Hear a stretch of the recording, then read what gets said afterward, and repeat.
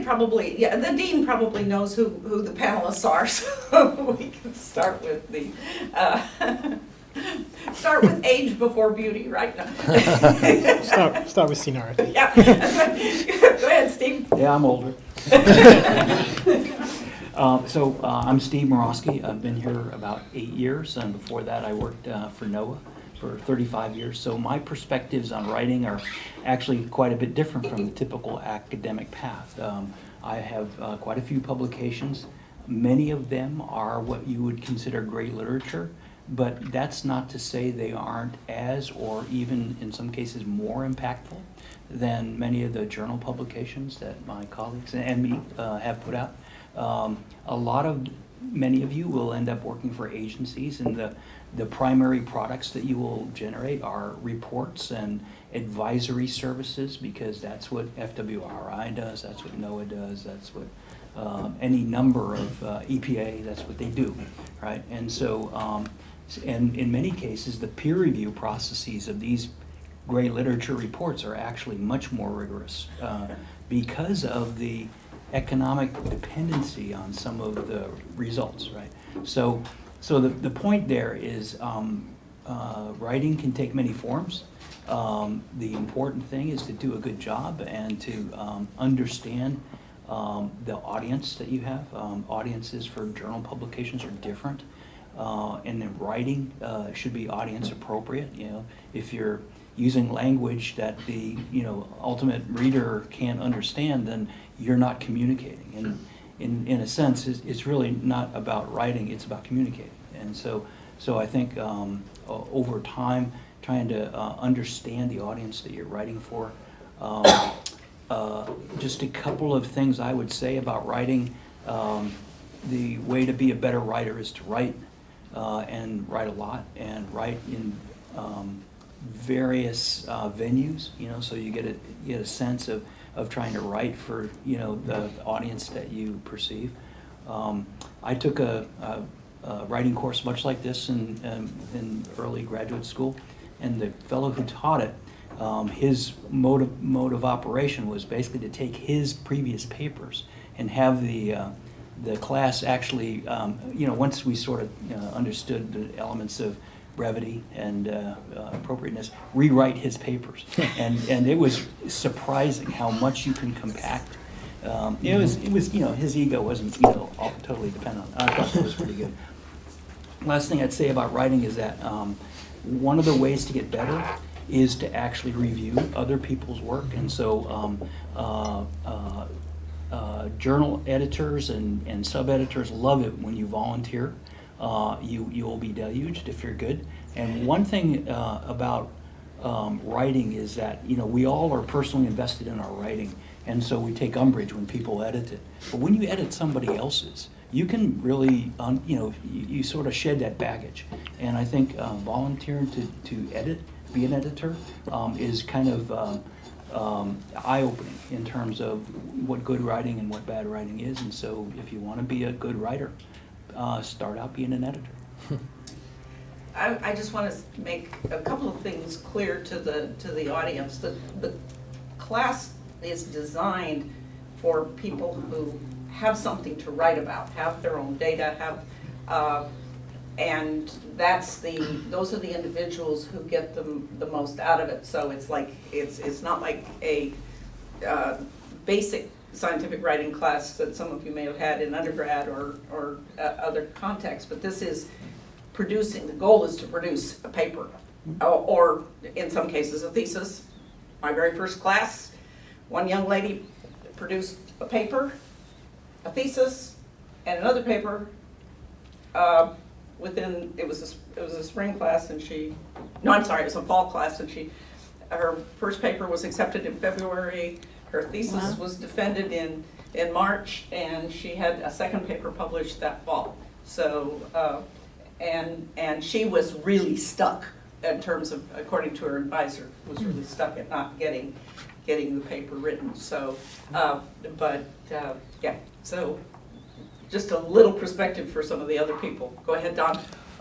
Don Chambers. I'm a professor here at CMS. I've been here for almost 10 years now. Before that, I was 13 years at the University of Texas as a research staff member. I am also starting my second four-year term as a editor of the Journal of Geophysical Research Oceans, which is the AGU oceanography magazine or journal. So I can give you a lot of perspectives on what editors like, what editors don't like, how to upset an editor very quickly. I also, about writing in general, all writing is about telling a story, whether it's scientific writing, writing fiction, writing nonfiction. And until you figure out what your story is, you can't really write any sort of paper correctly. So you think about what your story is and what you're trying to communicate to the audience, and that will help you write your paper. Could you just mention the fact that you were a member of the IPCC? So you got experience writing with writing for. So I was a member of the last Working Group 1 report from the IPCC on the physical basis of climate change on the oceanography chapter.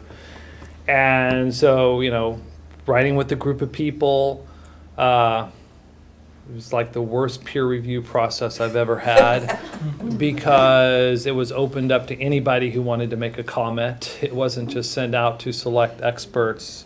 So we had upwards of 1,000 different people reviewing the manuscript as a whole. For our chapter, we had hundreds of different reviewers, and some of them had less scientific credentials than others, let's just say. And we had to respond to every single comment.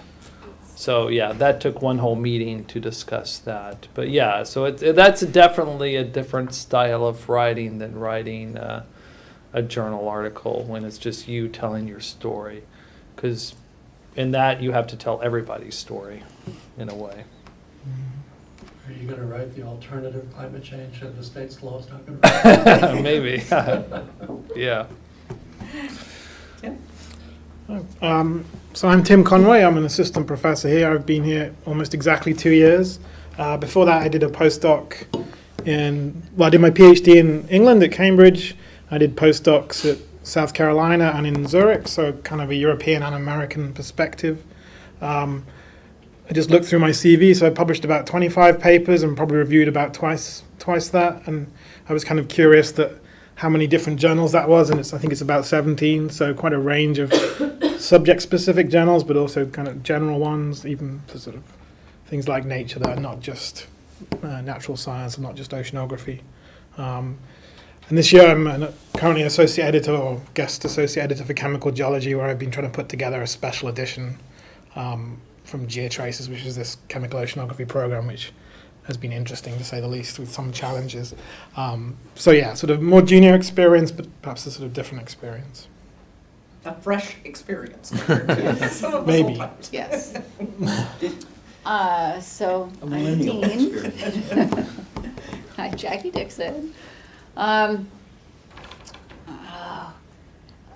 guess building on the telling a story, and it'd be interesting what the way you get them started on these processes. But I would say you really want to get your figures done, and so that's how we tell our story, and think about a cartoon or a sketch or a diagram. And then, sort of outlining how you're going to tell that story. But it's got to be built around the figures, and you just start describing your figures, and that gets you started. And getting feedback. And with respect to writing and finishing here, when you graduate, that's the first thing we look at for candidates is how many papers have they published. And if they are fresh out of graduate school and they don't have anything, at least accepted, they simply won't get an interview. I mean, that really is the card to get you in the door. And with the faculty, if you give a faculty member, your advisor, something to review, and they don't get back to you within, my rule is 3 weeks. They should get back to you in 3 weeks. And if they don't, there should be a communication and a reason. I have been in Antarctica for 2 months, and it was really cold. But if you don't get a communication and an estimate of when they will get feedback to you, 6 weeks max. And if it is more than that, then you need to get help. You need to get help from other members on your committee. You need to get help from David Narr. You don't want to go to me first, because that's Thor's hammer. Yeah, there are guidelines for this in the new disabilities document. But you should expect feedback. Now, what if you don't communicate to your advisor for a year, and they've gotten nothing from you, and then all of a sudden you give them this big whole mess of a thing? Everyone here is a human being, and they're going to look at it and they're going to go, oh, this needs a lot of work. I can't, I don't have the time right now. I'll do it tomorrow. And then I'm going to, and so you want to break it up into reasonable chunks. And so there should always be this conversation with your advisor, with your committee. Here's my intro. Here's my methods. Here, preliminary data. Here's here's 2 figures. Is this saying what I think it says? And so you really want to break up the chore and the job of getting that first paper published into, small, doable chunks that you do. Do you guys do sort of project management or action item lists, right? And so it's like, I want to graduate in June. And so I've got to have everything, and you work back. I got to have everything in to the library by this date. That means I have to defend by this date. That means my committee needs it by this date. And that means, okay, here's the paper, break it down into chunks. And that's the way to do it. So that's one thing. Break down any big job into chunks and communicate clearly with your advisor, with your committee, on what are the expectations for when you have to turn something around and when they have to turn something around. So there is a person that I work closely with that's finishing her PhD over on the Tampa campus. And she's having, it's a year. It's a year and a half, and she can't get feedback from her. It's not acceptable.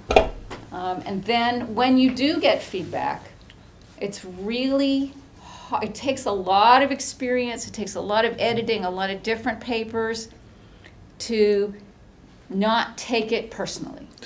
You still take it personally. And so you gotta not take it personally.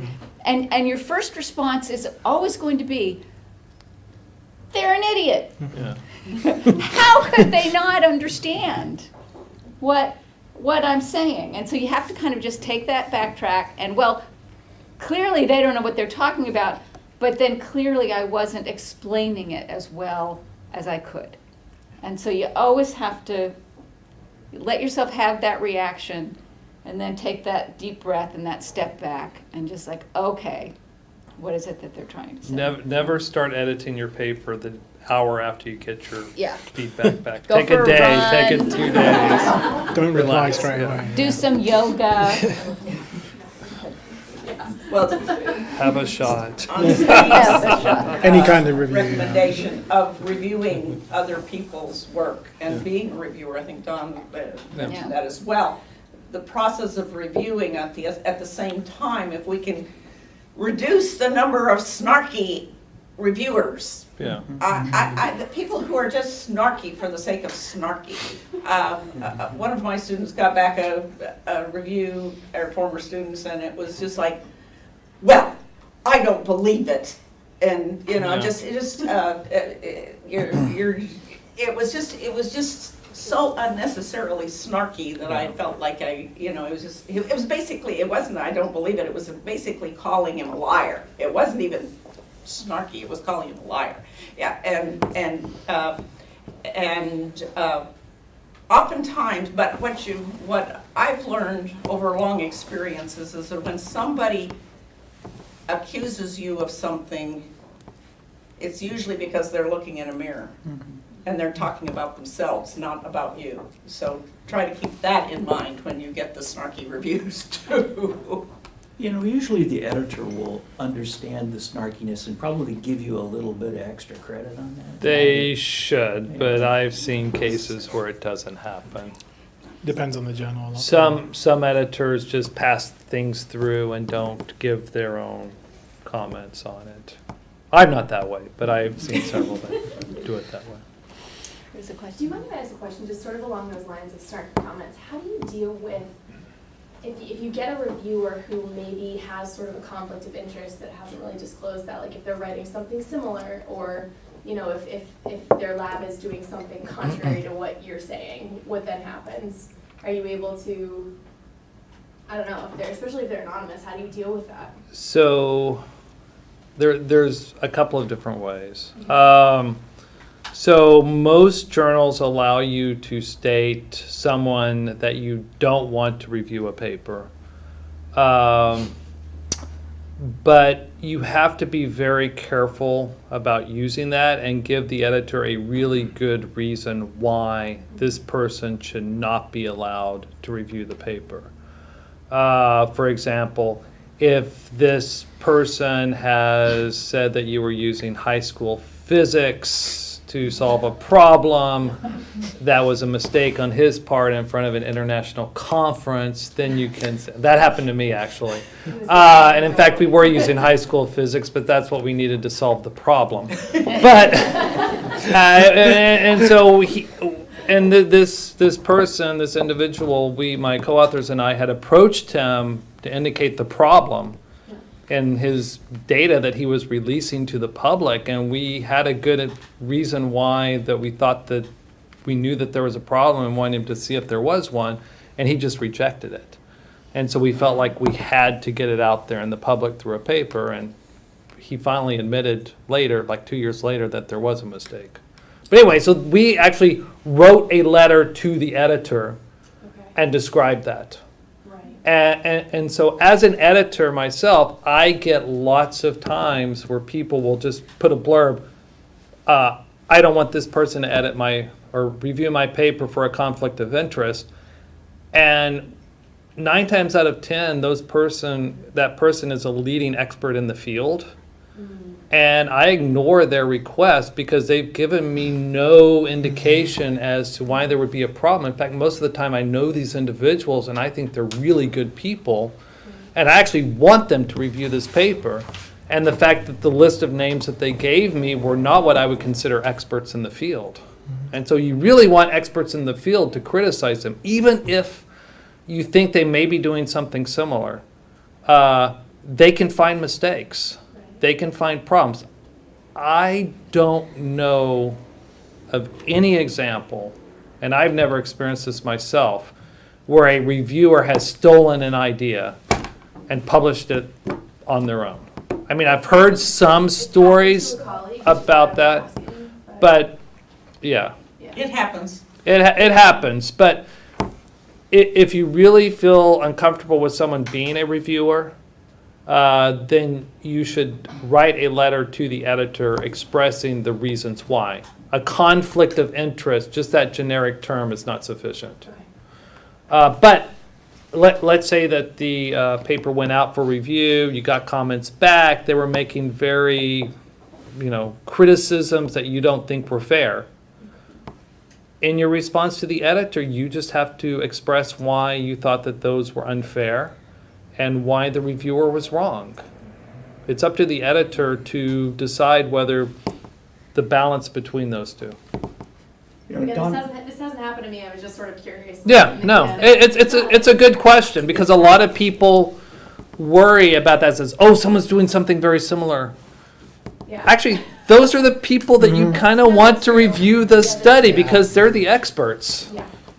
So Don makes a If good, I can just interject here a minute, we're, on February 20th, the class will have a discussion on ethics of publication, reviewing. Oh. et Yeah, cetera. ethics of reviewing too. And so, yeah, it's kind of at all levels of who should be co-authors, et cetera. Yeah. And so, send me an email. I don't think I've scheduled this room for that particular session, but if there's several people who think they might want to attend, we could probably schedule a larger room. I've got the classes in a small room, so. And if you get back 2 reviews, and one is excellent and one is not good, and you think that there's a ethical conflict, again, you let the editor know, and they can send it out for an additional review. Yeah, that's very common.